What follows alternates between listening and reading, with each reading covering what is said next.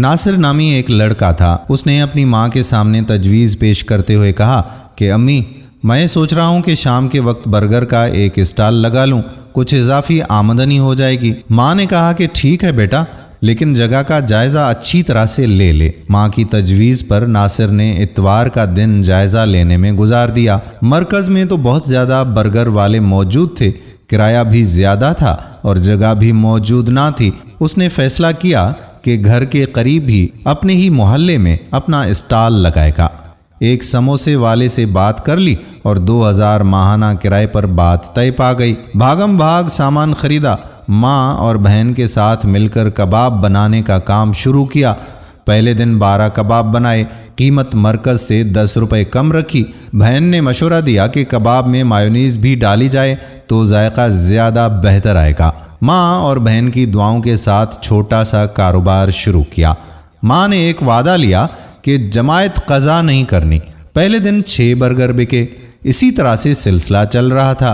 जमायत से 10 मिनट पहले नासिर तवा लपेट देता, अंडे, कबाब और बर्गर समोसे वाले के पास अंदर रख देता और जमायत के लिए चला जाता। इर्द गिर्द के दुकानदार हैरानी से देखते कि ऐसे कारोबार कैसे चलेगा। गाहक को रवाना कर दिया जाए या इंतज़ार करवाया जाए तो कौन यहाँ फिटकेगा। दिन गुजरते जा रहे थे। औसतन फरोख्त 10 बर्गर तक पहुँच चुकी थी। किराया और खर्चा पूरा हो रहा था, लेकिन मुनाफा कम था। वैसे भी वो शाम 4 से 9 बजे तक स्टॉल लगाता था और इस दौरान 3 नमाजें भी आती थीं। एक दिन मगरिब के वक्त वो तवा लपेट रहा था कि अचानक एक 12 साला बच्चा आया और इकट्ठे 6 बर्गर का आर्डर दिया। ये उसकी दुकानदारी में पहली दफ़ा था कि इकट्ठे 6 बर्गर का आर्डर आया हो। एक लम्हे को कमज़ोर हुआ, लेकिन फ़ौरन ही दिल मजबूत करके कहा कि जमायत का वक्त है, उसके बाद बना देता हूँ। लेकिन वो बच्चा अपने घर वालों के साथ वहाँ से चला गया। थोड़ा सा दिल मेला हुआ, लेकिन वो सर झटकते हुए जमायत के लिए रवाना हो गया। वापसी पर मोहम सी उम्मीद थी कि शायद वो आर्डर मौजूद हो, लेकिन ऐसा ना था। समोसे वाला भी उसे समझाता रहता था कि इस तरह से कैसे दुकानदारी चलेगी। वो खामोश उसकी बातें सुनता रहा। इतने में गाहक आना शुरू हुए। शाम 7 बजे तक 8 बर्गर फरोख्त हो चुके थे और साथ ही बर्गर बन ख़त्म। उसने फ़ोन किया तो बर्गर बन वाले ने आधे घंटे के लगभग पहुंचने का कहा। वो अंदर दुकान में जाकर खड़ा हो गया। इतने में बाहर गाड़ी रुकी और वही 12 साला बच्चा नमूदार हुआ। उसको देखकर हल्की सी खुशी हुई, लेकिन वो खुशी बर्गर बन ख़त्म होने की वजह से इस दफ़ा बच्चे ने 6 के बजाय 10 बर्गर का आर्डर कर दिया था। उसने आधे घंटे का बताया। बच्चा वापस जाने ही लगा था कि अचानक बर्गर बन वाला सुजुकी की केरी डिब्बा दुकान के सामने रुक गया। कहाँ आधा घंटा और कहाँ फौरी पहुंचना। नासिर के चेहरे पर एक दिलकश मुस्कुराहट तैर गई और उसने एक अजीब तवानाई महसूस करते हुए बच्चे को आवाज़ दी कि गाड़ी आ गई है। उसके तवे पर पहली दफ़ा 10 बर्गर बन रहे थे और उसकी फ़रोख्त 20 बर्गर तक पहुंच चुकी थी, जबकि इशा के बाद का 1 घंटा भी अभी बाकी था।